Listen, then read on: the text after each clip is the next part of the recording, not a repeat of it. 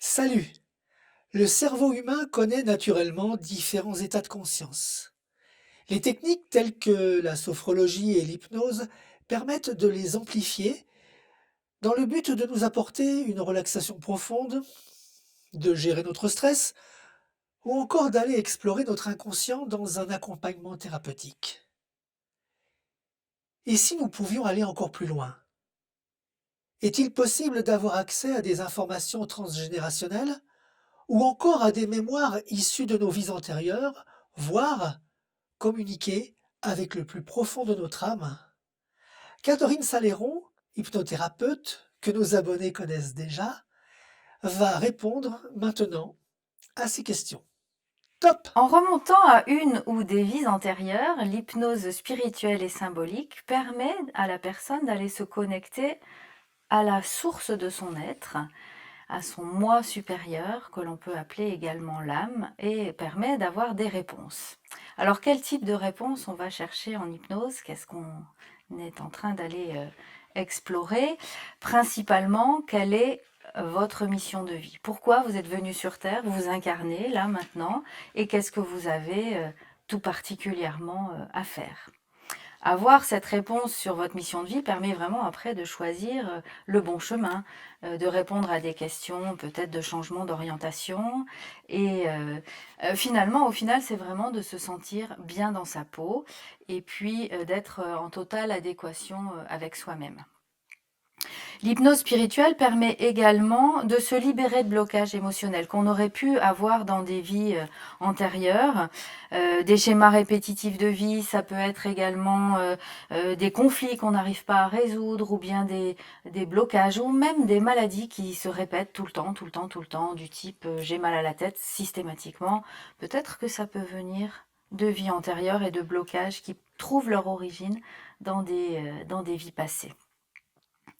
Que ce soit finalement des problèmes relationnels ou physiques, on peut avoir des réponses dans ces vies antérieures. En hypnose ericksonienne, par toujours une relaxation profonde, le thérapeute effectivement guide la personne en état de conscience modifié, qui lui permet d'accéder à son inconscient, afin qu'il voit les choses autrement et surtout qu'il change ses comportements, les comportements dont il veut se débarrasser. Maintenant, venons-en au surconscient, que l'on peut appeler également le moi supérieur, c'est-à-dire tout ce que vous êtes destiné à être, tout ce dont vous êtes capable d'être, tout votre potentiel finalement. En fait, c'est votre âme, c'est la partie de vous-même qui est en contact avec le divin. Alors bien sûr, notre société rationaliste, qui est basée sur les preuves scientifiques, vous a coupé de cette connexion. Mais petit à petit, la science découvre de plus en plus de preuves concernant l'existence d'une intelligence supérieure présente en chacun de nous. Et ça, c'est la bonne nouvelle. Donc lors de séances d'hypnose spirituelle, le thérapeute conduit la personne en état de conscience étendu ou encore appelé expansion de conscience, ce qui lui permet de se connecter à sa source, à son moi supérieur, donc à ses mémoires karmiques, et d'avoir des réponses aux questions du type pourquoi suis-je là dans dans quel but? Quel est mon but? Pourquoi se passe-t-il cela dans ma vie? Toutes ces questions existentielles.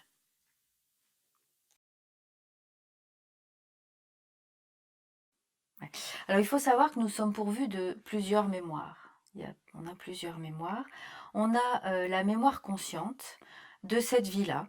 Par exemple, je me souviens quand j'étais petite exactement du jardin de ma grand-mère. Je vois bien quand je rentre là sur le chemin, les pivoines sur la gauche, voilà. Ça. Je me souviens aussi très bien de l'odeur de la tarte tatin de ma tante. C'était juste magnifique. Ça, c'est des souvenirs. Je me souviens aussi de certains traumatismes que j'ai eus, des choses beaucoup moins sympas. Ça, c'est ma mémoire consciente. Et puis, il y a ce qu'on appelle la mémoire transgénérationnelle.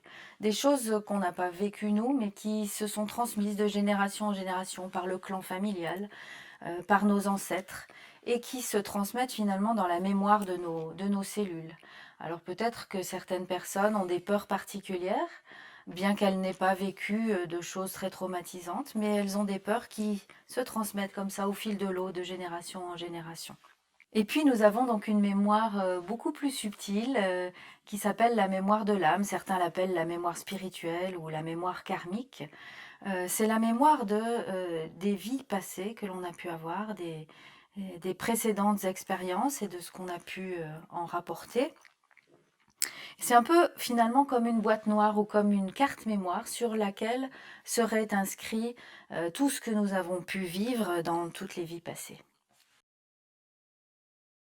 En effet, l'hypnose spirituelle s'appuie sur la réincarnation de l'âme. Toutefois, il n'est pas forcément nécessaire d'y croire. Simplement d'avoir l'esprit peut-être un peu ouvert et puis de se laisser aller à cette expérience qui permet vraiment un développement spirituel. On peut quand même se poser la question, est-ce que la réincarnation, c'est un concept ou c'est une réalité qu'on ne voit pas? Et d'ailleurs, à la mort, quand le corps rend l'âme, cette expression rendre l'âme, eh bien finalement l'âme retourne d'où elle vient, retourne à la source, et l'âme est libérée de ce corps et finalement retourne d'où elle vient, enrichie de tout ce qu'elle a pu vivre dans cette vie. Alors, moi, je vous disais qu'il n'est pas forcément nécessaire d'y croire. Et d'ailleurs, on appelle ça l'hypnose spirituelle et symbolique. Symbolique pour justement les gens qui ne croient pas forcément à la réincarnation, parce que notre esprit nous envoie des symboles. Et ces symboles peuvent être tout à fait interprétés, analysés et être tout à fait intéressants et donnent des réponses aux questions que l'on se pose sur la mission de vie, par exemple. Voilà. En tout cas, dans ma pratique, moi, je respecte toutes les croyances et tout le monde est bienvenu. Alors, le but de l'hypnose spirituelle, c'est de donner un regard et un éclairage différent sur ce qu'on est en train de vivre et de voir que les expériences de vie que l'on traverse, qu'elles soient difficiles ou faciles, on peut les voir avec un autre éclairage. Alors les personnes qui font appel à moi, très souvent, ce sont des personnes qui ont besoin d'avoir des réponses et qui se posent des questions sur leur chemin de vie. Par exemple, bien sûr, elles veulent connaître quelle est leur mission de vie et puis elles souhaitent donner plus de sens à leur vie. Alors, elles ont parfois la sensation là de ne pas avancer, d'être un peu bloquées ou de ne pas être complètement alignées avec ce qu'elles ressentent au fond d'elles. Et puis de ne pas savoir quel chemin prendre. Est-ce que je fais telle chose ou telle autre? Est-ce que je change de job ou pas? Est-ce que voilà. Euh, je reçois également des personnes qui sont vraiment face à un problème récurrent. J'ai tout le temps la même problématique. J'ai tout le temps un compagnon qui va me manipuler. Pourquoi? Tout le temps, tout le temps, tout le temps. Ça fait 20 ans. Chaque fois que je tombe sur quelqu'un, c'est comme ça. Bon, par exemple, c'est un exemple, hein. Que ce soit dans leur vie affective, matérielle, professionnelle, des choses qui se répètent. Et puis, j'ai parfois aussi des personnes qui ont envie de pardonner, qui ont eu quelque chose de difficile à vivre et qui ont envie d'aller au-delà et qui ont envie de pardonner. Alors, pardonner, c'est toujours extrêmement compliqué, d'autant plus quand ce sont des choses abominables. L'hypnose spirituelle permet, en étant dans un autre état et en étant dans un autre lieu, on va dire, d'être capable, ou pas d'ailleurs, mais en tout cas d'essayer de pardonner. Ce sont des séances assez longues, 2 heures, voire 2 heures et demie parfois, et la personne est étendue sur une table de massage, confortablement installée, et par des méthodes d'expansion de conscience, vraiment d'élévation, la personne va vraiment être capable d'être connectée à son surconscient, c'est-à-dire finalement à son moi supérieur, ou à son âme, hein, comme on veut l'appeler. Et alors tout au cours de la séance, la personne est très active, c'est-à-dire que je lui pose des questions et c'est elle qui me déroule l'histoire, qui explique ce qu'elle voit. Donc il y a beaucoup de questions, il y a beaucoup d'échanges et la personne, bien qu'étant dans un état complètement relaxé et profondément détendu, apporte les réponses à l'histoire et à ce qu'elle voit. L'entre-deux-vie est considéré comme l'espace qui sépare deux vies, deux incarnations. L'intérêt de se connecter à cet entre-deux-vie, d'abord, c'est de ne plus avoir peur de la mort, de voir la mort de façon complètement différente et de comprendre que l'âme finalement est immortelle et qu'à la mort, l'âme sort du corps, passe dans cet entre-deux-vie avant de se réincarner.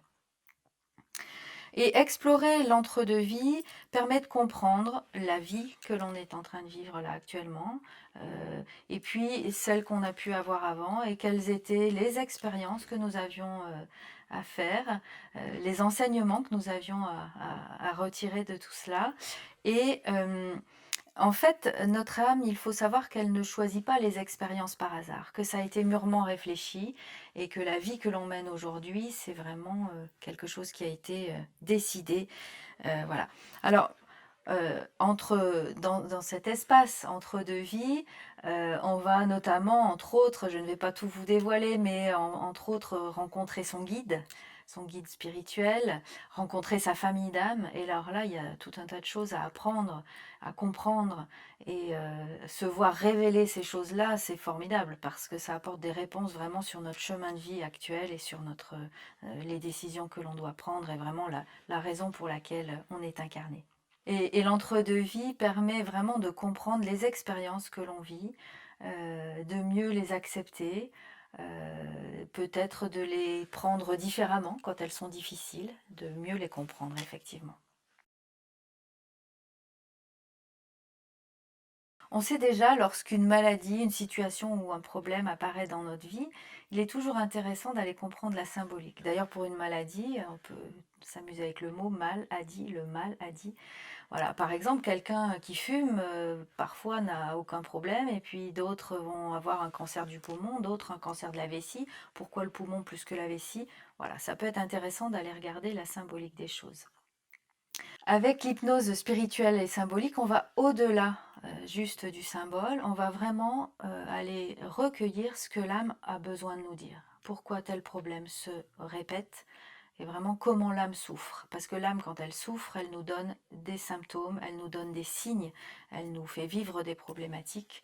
Et c'est intéressant d'aller justement explorer ça par des séances d'hypnose spirituelle et symbolique. Alors en effet, ça c'est la cerise sur le gâteau, il est tout à fait possible d'aller contacter un charisme, quelque chose savait être. Je savais être très confiante, je savais parler en public, je savais être dans le lâcher-prise, voilà. Et ça, on peut aller le contacter, et pas simplement le contacter, mais aussi le rapatrier. Et c'est formidable parce que des personnes qui doivent, par exemple, pour parler en public, être dans la bonne élocution et qui n'ont pas la possibilité de le faire, le fait de contacter une vie antérieure où elles le faisaient et surtout de le rapatrier et l'intégrer, c'est vraiment formidable. Voilà. Merci d'avoir suivi ce sujet. N'hésitez pas à poster vos commentaires à l'intention de Catherine Saléron, qui se fera un plaisir d'y répondre. Et je reste encore quelques instants avec vous pour vous remercier chaleureusement d'être toujours plus nombreux à suivre notre chaîne d'Andromède. Pour nous soutenir, si ça n'est déjà fait, abonnez-vous à la chaîne. C'est gratuit et ça fait du bien. Activez la cloche pour vous tenir informé de nos publications. Et si vous avez aimé ce contenu, attribuez-lui un pouce bleu. C'est très utile pour notre visibilité, pour notre référencement. Merci de votre fidélité et à très vite. Générique!